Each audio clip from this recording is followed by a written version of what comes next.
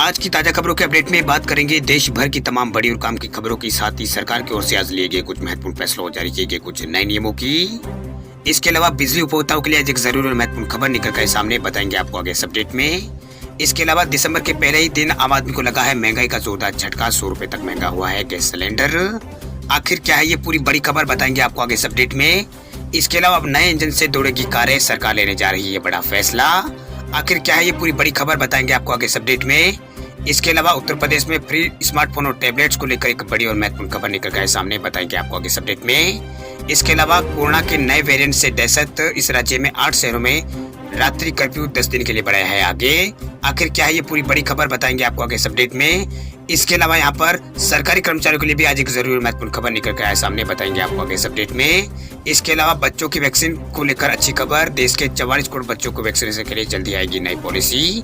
आखिर क्या है ये पूरी बड़ी खबर बताएंगे आपको आगे इस अपडेट में। इसके अलावा कोरोना कर्फ्यू और लॉकडाउन से जुड़ी कुछ महत्वपूर्ण बड़ी खबरें बताएंगे एक एक करके इस अपडेट में। साथ ही आज की तमाम बड़ी और काम की खबरों की बात करेंगे आगे इस अपडेट में। बात करते हैं आज की पहली बड़ी खबर की, तो दिसंबर के पहले दिन लगा आम आदमी को जोरदार झटका, 100 रुपए से ज्यादा महंगा हुआ है एलपीजी गैस सिलेंडर। दिसंबर के पहले ही दिन आम आदमी को महंगाई का जोरदार झटका लगा है। दरअसल सरकारी ऑयल मार्केटिंग कंपनियों ने 1 दिसंबर से एलपीजी गैस सिलेंडर की कीमतों में बढ़ोतरी की है। देश की सबसे बड़ी तेल कंपनी इंडियन ऑयल कॉर्पोरेशन ने 19 किलोग्राम वाले यहाँ पर कमर्शियल गैस सिलेंडर के दामों में 103 रुपए और 50 पैसा प्रति सिलेंडर का इजाफा यहाँ पर कर दिया है। वही 19 किलोग्राम वाले कमर्शियल गैस सिलेंडर का दाम 100 रुपए और 50 पैसा प्रति सिलेंडर दिल्ली में बढ़ा है। कमर्शियल गैस सिलेंडर की कीमत दिल्ली में बढ़कर 2101 रुपए यहाँ पर हो गई है। हालांकि तेल कंपनियों ने आम आदमी के उपयोग में आने वाले यानी रसोई खाना बनाने वाले जो गैस सिलेंडर है 14 किलो और 200 किलोग्राम वाला, उसका दाम नहीं बढ़ाया, यानी बिना सब्सिडी वाला गैस सिलेंडर के दामों में कोई बढ़ोतरी नहीं की है। इसके दाम यहाँ पर पहले जैसी है। दिल्ली में 14 किलो और 200 किलो यहाँ पर 200 ग्राम वाला जो गैस सिलेंडर है उसकी कीमत 899 रुपए और 50 पैसे पर यहाँ पर बरकरार है। वही बिना सब्सिडी वाले 14 किलो और 200 जो ग्राम वाले सिलेंडर है उसकी कीमत दिल्ली में अब 899 रुपए और 50 पैसे प्रति सिलेंडर है। इसके अलावा कोलकाता में रसोई गैस सिलेंडर के दाम 926 रुपए है 14 किलो और 200 ग्राम वाले के। चलिए बात कर लेते हैं अगली खबर की, तो गुजरात सरकार ने कोरोना के नए वेरिएंट को देखते हुए 8 शहरों में रात का कर्फ्यू 10 दिसंबर तक बढ़ाया। गुजरात सरकार ने ओमिक्रॉन के खतरों को देखते हुए राज्य के 8 शहरों में रात का कर्फ्यू 10 दिन के लिए यानी 10 दिसंबर तक के लिए आगे बढ़ा दिया। इसके तहत अहमदाबाद, राजकोट, सूरत, वडोदरा, जामनगर, भावनगर, गांधीनगर और जूनागढ़ शहरों में रात का कर्फ्यू 10 दिसंबर तक बढ़ाया गया है। वही एक अधिकारी ने मंगलवार को यह जानकारी दी। उन्होंने कहा है कि रात का कर्फ्यू लागू यहाँ पर किया गया है, जो सुबह 1 बजे से यहाँ पर सुबह 5 बजे तक गुजरात में यहाँ पर जारी रहेगा। इससे पहले दिवाली और छठ पूजा के लिए नवंबर में कर्फ्यू के समय में 2 घंटे की यहाँ पर कमी कर दी गई थी। वह अधिकारी ने बताया कि पहले ये निर्णय कोविड-19 के मामलों में कमी आने के बाद लिया गया था, लेकिन अब इन शहरों में कृषि उपज बाजार समिति और दुकानें और ब्यूटी सैलून जैसे व्यावसायिक प्रतिष्ठान सुबह 12 बजे तक यहाँ पर चल सकेंगे। जानकारी में बताया गया है कि रेस्टोरेंट आधी रात तक खुले रह सकते हैं, जिसमें 75% क्षमता के साथ उसे खोला जा सकेगा। वही होम डिलीवरी और टेक अवे सेवाएं आधी रात तक यहाँ पर चल सकेगी। पूरे राज्य में सिनेमा हॉल 100% क्षमता के साथ काम कर सकेंगे। वही सरकार ने कहा है कि सोशल डिस्टेंसिंग और मास्क का इस्तेमाल यहाँ पर जरूरी होगा। वही अधिसूचना में ये भी कहा गया है कि दिसंबर के पहले 10 दिनों में शादियों और धार्मिक राजनीतिक कार्यक्रमों में 400 से अधिक लोगों को शामिल यहाँ पर नहीं हो सकेंगे, यानी 400 लोगों को ही शामिल होने की अनुमति यहाँ पर दी गई है। इसी तरह अंतिम संस्कार में अधिकतम 100 लोग शामिल हो सकते हैं। चलिए बात करते हैं अगली खबर की, तो अब नए इंजन से दौड़ेगी कारें, सरकार लेने जा रही है बड़ा फैसला। केंद्रीय सड़क परिवहन और राजमार्ग मंत्री नितिन गडकरी ने कहा है कि वे अगले 2-3 दिनों में कार कंपनियों के लिए अनिवार्य रूप से फ्लेक्स ईंधन इंजन लाने के आदेश यहाँ पर जारी करेगी। वही फ्लेक्स ईंधन इंजन में 1 से अधिक ईंधनों का इस्तेमाल किया जा सकता है। गडकरी ने कहा है कि भारत हर साल 8 लाख करोड़ रुपए के पेट्रोलियम उत्पादों को आयात यहाँ पर करता है। वही अगर भारत की पेट्रोलियम उत्पादों की निर्भरता ऐसी यहाँ पर बनी रही तो अगले 5 सालों में आयात बिल बढ़कर 25 लाख करोड़ रुपए तक पहुँच जाएगा। वह उन्होंने कहा कि पेट्रोलियम आयात को कम करने के लिए अगले 2-3 दिन में यहाँ पर एक आदेश पर हस्ताक्षर करने में जा रहा हूँ, जिसके तहत जो कार निर्माता कंपनियां हैं वो फ्लेक्स ईंधन यहाँ पर इंजन लाने उनके लिए यहाँ पर अनिवार्य हो जाएगा। वही गडकरी ने बताया कि टोयोटा मोटर्स कॉर्पोरेशन, सुजुकी और हुंडई और इसके अलावा यहाँ पर हुंडई मोटर इंडिया के शीर्ष अधिकारियों ने अपने वाहनों में फ्लेक्स इंजन पेश करने के लिए भी आश्वासन उन्होंने दिया है। चलिए बात कर लेते हैं अगली खबर की, तो बच्चों की वैक्सीन को लेकर अच्छी खबर। देश के 44 करोड़ बच्चों के वैक्सीनेशन के लिए जल्द आएगी नई पॉलिसी। इसी महीने मिल सकता है टीका। कोरोना के ओमिक्रॉन वेरिएंट के भारत में पहुंचने की भी आशंका यहाँ पर जताई जा रही है। इस बीच भारत में कोविड टास्क फोर्स के अध्यक्ष डॉक्टर NK अरोड़ा ने कहा है कि 18 साल की उम्र के से नीचे यहाँ पर 44 करोड़ के जो बच्चे हैं उनकी इम्यूनिटी बढ़ाने की योजना देश में जल्द ही यहाँ पर सामने रखी जाएगी। उन्होंने कहा है कि प्राथमिकता के आधार पर वैक्सीन दिए जाने की प्रक्रिया पर काम यहाँ पर किया जा रहा है, जिससे यहाँ पर कॉमरेडिट वाले बच्चों को कोरोना वैक्सीन लगाई जा सके। वही डॉक्टर अरोड़ा ने कहा है कि इसके बाद स्वस्थ बच्चे हैं उनको भी कोरोना टीका दिया जाएगा। इधर सरकार ने मंगलवार को राज्यसभा में बताया है कि 2 से 18 आयु वर्ग के लिए भारत बायोटेक की कोवैक्सीन अभी प्रक्रिया में है। इसकी इमरजेंसी यूज की प्रक्रिया को पूरा करने के लिए एक्सपर्ट कमेटी ने अतिरिक्त जानकारी यहाँ पर मांगी है। इससे पहले यहाँ पर NDTV पर डॉक्टर अरोड़ा ने NDTV को कहा था कि बीमारी के शिकार बच्चों के लिए वैक्सीनेशन का जो अभियान है वो दिसंबर से शुरू हो सकता है, जबकि स्वस्थ बच्चों का कोरोना वैक्सीनेशन अगले साल की पहली तिमाही में यहाँ पर हो सकता है। अरोड़ा ने कहा है कि हम प्राथमिकता के आधार पर बच्चों का टीकाकरण शुरू करेंगे। जब बीमारियों के शिकार बच्चों में टीकाकरण 10 से 15% तक यहाँ पर पहुंच जाएगा, तब हम स्वस्थ बच्चे हैं उनको भी टीके लगवाना शुरू कर देंगे, उनका वैक्सीनेशन भी यहाँ पर शुरू कर देंगे। चलिए बात कर लेते हैं अब अगली खबर की। तो सरकारी कर्मचारियों के लिए जरूरी खबर, प्रॉपर्टी में इन्वेस्ट किया है और डिपार्टमेंट को नहीं बताया तो हो जाए सावधान।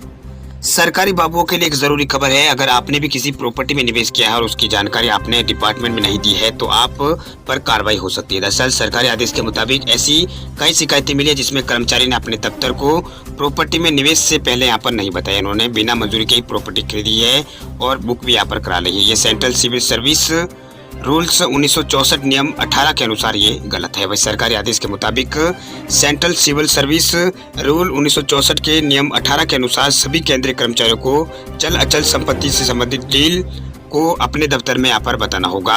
वही पूर्व मंजूरी इससे पूर्व मंजूरी भी लेना अनिवार्य है। इस मामले में मुख्य कार्यालय द्वारा यह पाया गया है कि इस नियम का सभी अधिकारियों और कर्मचारियों द्वारा पालन नहीं किया जा रहा है। कई मामलों में प्रॉपर्टी डील की ना पूर्व में सूचना दी गई, ना ही यहाँ पर पूर्व में मंजूरी यहाँ पर ली गई है। वही बात करते हैं अगली काम की खबर की। तो उत्तर प्रदेश के 1.5 करोड़ कनेक्शन धारकों को बड़ी राहत, अब 15 दिसंबर तक एक मुश्त जमा करा सकेंगे बकाया बिजली बिल, नहीं लगेगा कोई भी रजिस्ट्रेशन फीस। बिजली काटने की टेंशन खत्म करने के लिए यहाँ पर OTS योजना यानी एक मुश्त योजना का सारा अब आप ले सकते हैं। इसकी आखिरी तारीख 15 दिसंबर तक यहाँ पर उत्तर प्रदेश में बढ़ा दी गई है। इस बार इसका फायदा ऐसे उपभोक्ता ले सकेंगे जिनके बिजली कनेक्शन पहले यहाँ पर कटे हुए हैं। वही विभाग OTS योजना का फायदा OTS योजना इसका फायदा 30 नवंबर तक यहाँ पर दे रहा था। इस दौरान 22 लाख उपभोक्ताओं ने इस योजना के तहत यहाँ पर भुगतान किया है। अब 1.5 करोड़ उपभोक्ताओं को इसका फायदा मिलना है। वही पावर कॉर्पोरेशन के रिकॉर्ड में 2 किलोवाट तक घरेलू उपभोक्ता करीब 1.7 यहाँ पर करोड़ यानी 1 करोड़ 70 लाख जो यहाँ पर ये उपभोक्ता है वह बकाया की वजह से बिजली यहाँ पर काटने की नौबत से बचने के लिए OTS योजना यूपी में लाई गई है। चलिए बात कर लेते हैं अब कुछ टेक्नोलॉजी से जुड़ी महत्वपूर्ण खबरों की। तो अब व्हाट्सएप पर आप खरीद सकेंगे राशन का सामान। जियो मार्ट लेकर आया है बड़ा प्लान।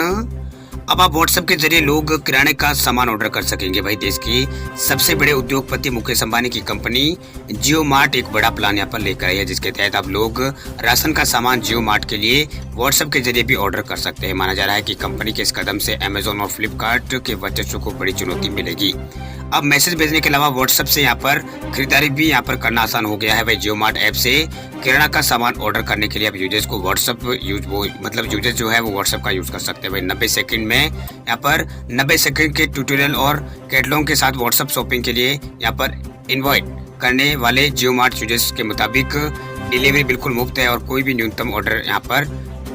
न्यूनतम ऑर्डर मूल्य यहाँ पर नहीं है। वही फल सब्जी और यहाँ पर पनीर के साथ साथ राशन जुड़े सामान ऑर्डर इसमें किया जा सकता है जियो मार्ट ऐप से। वही जियो मार्ट ऐप में जाने के बाद आपको यहाँ पर व्हाट्सएप पर टैप करना होगा, वहाँ पर चैट पर आपको क्लिक करना होगा, वहाँ आपको यहाँ पर ग्रॉसरी की पूरी लिस्ट मिल जाएगी। अब आप केवल व्हाट्सएप पर ऑर्डर यहाँ पर लिस्ट कर पाएंगे। इसके बाद भुगतान ऑनलाइन या फिर कैश ऑन डिलीवरी के जरिए भी यहाँ पर किया जा सकता है। बात करते हैं अब अगली खबर की। तो 50 मेगापिक्सल कैमरा और 6 GB रैम के साथ लॉन्च हुआ है मोटो G31। मोटोरोला ने आखिरकार भारत में अपना नया स्मार्टफोन मोटो G31 भारत में लॉन्च कर दिया है। वही कंपनी ने इस बजट सेगमेंट में से यहाँ पर फोन को पेश किया है और इसकी जो कीमत है वो 12,999 रुपए रखी गई है। वह ग्राहक इस फोन को 6 दिसंबर से ऑनलाइन शॉपिंग साइट फ्लिपकार्ट से खरीद सकेंगे। वही इस फोन की सबसे बड़ी खास बात यह है कि इसका HD+ डिस्प्ले और 5000 mAh बैटरी इसमें है। कहा जा सकता है कि इस फोन के मुकाबले रियलमी और जो रेडमी के फोन होंगे उन फोनों से इसका मुकाबला यहाँ पर होगा। वही मोटो G31 स्मार्टफोन में 4GB रैम और 64GB यहाँ पर बेस वेरिएंट के साथ 12,999 में यहाँ पर ये उपलब्ध है। वही 6GB के लिए और 28GB यहाँ पर स्टोरेज के लिए आपको 14,999 रुपये देने होंगे। बात करते हैं अब शिक्षा जगत से जुड़ी कुछ महत्वपूर्ण अपडेट्स की। तो दिसंबर के दूसरे सप्ताह से योगी सरकार देगी फ्री स्मार्टफोन और टैबलेट। 27 लाख से ज्यादा छात्रों का डेटा हुआ है अपलोड। उत्तर प्रदेश के मुख्यमंत्री योगी आदित्यनाथ ने युवाओं को तकनीकी रूप से अपग्रेड करने के लिए जल्द ही बड़ी सौगात यहाँ पर यूपी के सीएम यहाँ पर देने वाले हैं। दरअसल उम्मीद है कि दिसंबर के दूसरे सप्ताह में निःशुल्क स्मार्टफोन और टैबलेट का वितरण यूपी में शुरू हो जाएगा।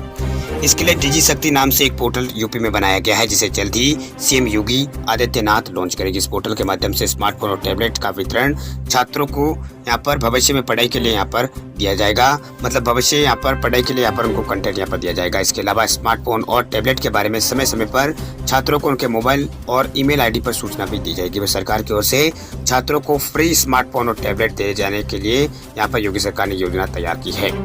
वही यहाँ पर योगी सरकार की ओर से छात्रों को फ्री स्मार्टफोन और टैबलेट देने के लिए राहत यहाँ पर दी गई है और उन्हें कहीं भी यहाँ पर पंजीकरण कराने की अब जरूरत नहीं है। पंजीकरण से लेकर स्मार्टफोन और टैबलेट वितरण तक सारी व्यवस्था निःशुल्क है। वही छात्रों का डेटा कॉलेज की ओर से यूनिवर्सिटी को यहाँ पर दिया जा रहा है। कॉलेज की ओर से यूनिवर्सिटी को यहाँ पर दिया जा रहा है। यूनिवर्सिटी के माध्यम से ही छात्रों का डेटा यहाँ पर फिटिंग हो रहा है। वही सोमवार तक करीब 27 लाख छात्रों का जो डेटा है वो यहाँ पर पोर्टल पर अपलोड कर दिया गया है। वही बात करते हैं अगली खबर की। तो यूपी बोर्ड एग्जाम 2022 को लेकर बड़ी खबर देखिए। 15 दिसंबर तक बढ़ाई है पंजीकरण की अंतिम तारीख। उत्तर प्रदेश माध्यमिक शिक्षा परिषद ने यहाँ पर शिक्षक सत्र 2021-22 में कक्षा 9वीं से लेकर 12वीं में प्रवेश और आगामी पंजीकरण एवं वर्ष 2022 में होने वाली 10वीं और 12वीं की बोर्ड परीक्षाओं के लिए आवेदन की अंतिम तारीख एक बार फिर बढ़ा दी है। वह माध्यमिक शिक्षा बोर्ड की आधिकारिक वेबसाइट से मिली जानकारी के मुताबिक बोर्ड एग्जाम में बैठने के इच्छुक छात्र छात्राएं 15 दिसंबर तक अपना रजिस्ट्रेशन प्रक्रिया पूरी कर सकेंगे। वही बोर्ड ने इस बात की सूचना वेबसाइट पर नोटिस जारी करके यहाँ पर दे दी है। आपको बता दें कि इससे पहले पंजीकरण की प्रक्रिया आखिरी तारीख 20 नवंबर 2021 तय की गई थी। इसमें अब एक बार फिर बोर्ड द्वारा बदलाव कर दिया गया है। हालांकि इस नई तिथि के बाद ये अनुमान लगाया जा रहा है कि सत्र 2022 में आयोजित की जाने वाली बोर्ड परीक्षाओं को फरवरी में आयोजित किया जाना संभव नहीं हो पाएगा। ऐसे में ये एग्जाम मार्च में ही संपन्न यहाँ पर कराया जा सकेगा। यूपी बोर्ड स्टूडेंट अपने एग्जाम की तैयारी यहाँ पर के लिए सफलता के द्वार यहाँ पर जो मतलब यूपी बोर्ड के जो स्टूडेंट्स है वो यहाँ पर यूपी बोर्ड अपने एग्जाम की यहाँ पर तैयारी के लिए सफलता के द्वार चलाई जा रही फ्री कोचिंग क्लासेस को ज्वाइन वो कर सकते हैं। इसके लिए छात्रों को केवल यहाँ पर सफलता school online classes join now पर जो लिंक है उसके ऊपर यहाँ पर क्लिक करना होगा। गूगल पे जाकर आप इसके बारे में सर्च कर सकते हैं। वही बात करते हैं देश भर के कोरोना आंकड़ों की। तो देश में पिछले 24 घंटों में 6,990 नए केस आए हैं सामने। वैक्सीन की अब तक भारत में 123 करोड़ दी गई है खुराक। भारत में अब कोरोना धीरे धीरे यहाँ पर कम होता दिखाई दे रहा है। वही कोरोना के नए मामलों की रफ्तार घटकर 7,000 से नीचे पहुंच गई है। वही मौतों का आंकड़ा भी थोड़ा नीचे आया है। वही पिछले 24 घंटों में 6,990 केस भारत में सामने आए। इस दौरान 190 लोगों की मौत हुई है। वही 24 घंटों में 10,116 लोग ठीक हुए हैं। फिलहाल एक्टिव केसों की संख्या 1,543 पर पहुंच गई है। वही भारत में अभी तक यहाँ पर 1,23 करोड़ से अधिक लोगों को यहाँ पर वैक्सीन लगाई जा चुकी है। अब तक भारत में 3,40,18,000 के आसपास जो लोग हैं वो यहाँ पर कोरोना से रिकवर हो चुके हैं। वही 4,68,980 लोगों की मौत कोरोना के कारण अब तक हो चुकी है। पिछले 24 घंटों में 10,12,523 लोगों का सैंपल जांच भारत में किया गया है। वही कोरोना के कुल मामलों की संख्या भारत में 3,45,57,000 पार हो चुकी है। कुल डिस्चार्ज हुए मामलों की संख्या 3,40,18,000 पार है। वही एक्टिव केस भारत में 1,543 बचे हैं। वही कुल मौतें भारत में 4,68,000 से अधिक हो चुकी है। वही कुल टीकाकरण भारत में 1,23 करोड़ के आसपास हो चुका है।